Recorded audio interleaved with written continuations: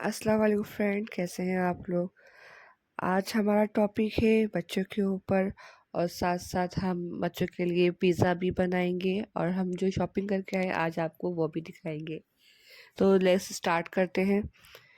तो सब पिज़्ज़ा जो के लिए हमने डो बना के रेडीमेड ही डो लेकर आए थे। के लिए बाकी जो सामान होता है कैप्सिकम, शिमला मिर्च और प्याज, ये सब मैंने कटिंग करके रख ली थी।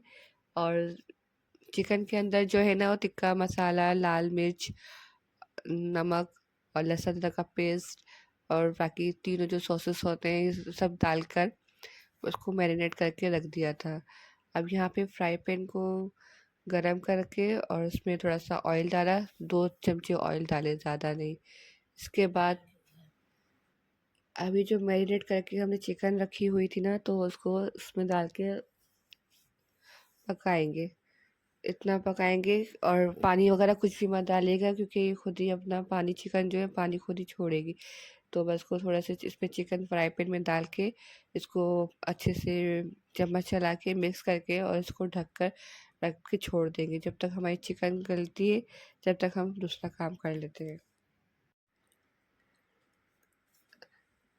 तो दूसरा जगह हमने चूल्हा रेडी कर लिया था, उसको एक बड़ा सा पतीला लेंगे और इसको रख देंगे गरम होने के लिए। क्योंकि हीट पहले से गरम करके रखेंगे ताकि जो गरम होगा ना हीट होनी चाहिए। अब ओवन के बगैर बना रहे हैं, ओवन तो है ही नहीं हमारे पास। अगर ओवन होता तो फिर मैं आपको ओवन में बना के दिखाती, लेकिन विदाउट ओवन के किस तरह हम घर में पिज़्ज़ा बनाते हैं तो वो आपको दिखा रही हूँ। तो ये एक ढक्कन ले लिया था, तो पिज़्ज़ा प्लेट भी नहीं थी तो ढक्कन लेके उसके ऊपर थोड़ा सा ऑयल डाला था और देगची का ढक्कन दिया, कैप, उसके ऊपर ऑयल चारों तरफ ऐसे करके के लगा दिया। अब ये जो पिज़्ज़ा डो हम लेकर आए थे, रेडीमेड पिज़्ज़ा डो थी, तो इसको इसके रखेंगे। और आप चाहे तो फोक से ना इसके ऊपर काट के जैसे ऊपर से फोक चम्मच मार सकते हैं, लेकिन इसके अब हम पिज़्ज़ा सॉस है, इसके ऊपर पिज़्ज़ा सॉस ऐसे डाल के और जितनी जितनी आपने चाहिए हो टेस्ट, क्योंकि थोड़ा सा ये स्पाइसी भी होती है, मिर्ची होती है, और आपको जितनी भी आपको पिज़्ज़ा सॉस की ज़रूरत हो ना तो ले लिए। तो मैं बच्चों के लिए बना रही थी तो इसलिए मैंने थोड़ा सा कम ही रखी, ज़्यादा स्पाइसी नहीं। अब ये देखिए चिकन हमारी रेडी होकर तैयार हो गई थी। अब इस चिकन को हमने ऐसे डाल देना है सबके ऊपर और चारों तरफ ऐसे फैला देंगे, इस तरह से एक एक पोटी चारों तरफ, ताकि हर बाइट में हमारे मुंह में चिकन आए तो चिकन का फ्लेवर आए तो ज़्यादा अच्छा लगता, मज़ा आता है। बस इस और इसके ऊपर फिर गार्निशिंग करने के लिए हमने जो प्याज काट के रखी थी चारों तरफ से बस एक एक करके इस तरह से प्याज रख दें। और उसके बाद फिर शिमला मिर्च लेंगे और शिमला मिर्च के ऊपर ऐड कर देंगे। शिमला मिर्च की भी कटिंग इसी तरह करिएगा जिस तरह से प्याज की कटिंग हुई भी है। सेम बाज़ार वाला लुक आएगा, जैसे बाज़ार से लेकर आते हैं ना हम लोग पिज़्ज़ा, तो इस तरह से प्याज और शिमला मिर्च को ऐसे रखेंगे। अब इसके ऊपर जो है ना हम ऑलिव डाल देंगे, ब्लैक ऑलिव आते हैं ना, तो आपके पास है तो डालें, नहीं है तो आप ये ऑप्शनली अगर आपको पसंद है तो डालें वरना रहने दें। तो ये ब्लैक ऑलिव लेकर आए थे हम, अब ब्लैक ऑलिव जो है ना इसके ऊपर ऐड कर देंगे।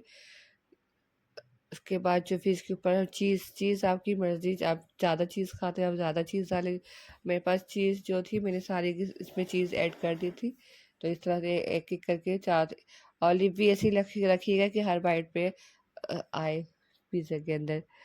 तो बस इस तरह से यहाँ अब हमने ऑलिव डाल दिया है, उसके ऊपर चीज़ डाल देंगे अपने, और एक तरफ हमारा देगचा जो हमने गर्म करने के लिए रखा हुआ था वो गर्म हो गया था।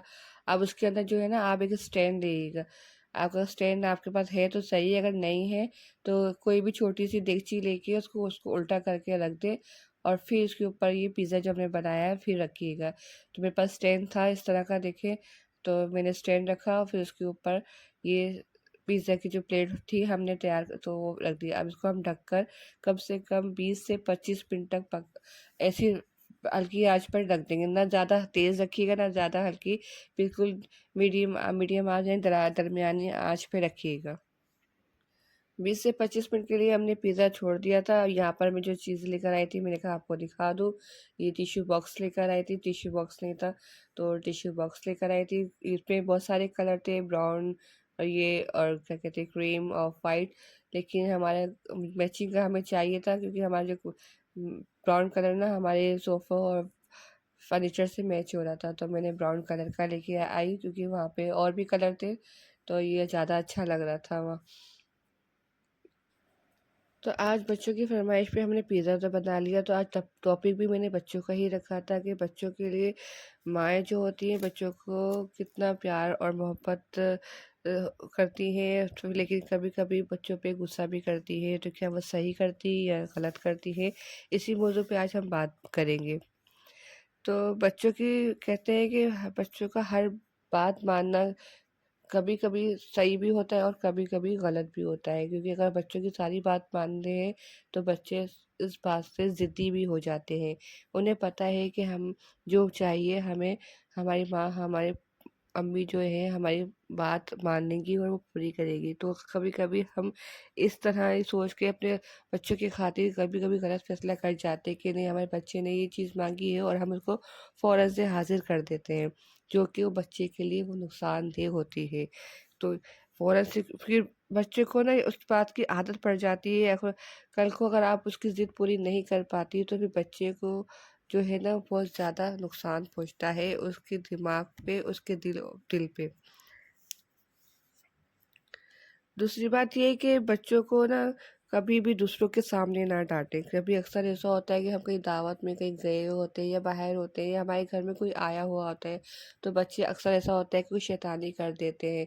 तो हमें समझ तो हम बच्चा दूसरों के सामने उन बच्चों को डांट देते हैं, तो अक्सर आपने देखा होगा आप बच्चों को डांटेंगी तो बच्चा एकदम से अपना सर नीचे झुका लेगा और मोटे आँखों में ऐसे आँसू आएँगे और आँसू ऐसे बह रहे होते हैं कि उनके दिल पे क्या गुज़र रही होती है कि मम्मा ने हमें शर्मिंदा कर दिया किसी के सामने। तो ऐसा बिल्कुल भी ना किया करें, क्योंकि अपने बच्चों को किसी और के सामने शर्मिंदा ना करें, क्योंकि वो बच्चे जो है ना फिर वो एहसास कमतरी में चले जाते हैं, क्योंकि उनको ऐसा लगता है कि सामने वाला हमें देख के हंस रहा है, मुस्कुरा रहा है, क्योंकि हमें हमारी मम्मा ने डांटा है।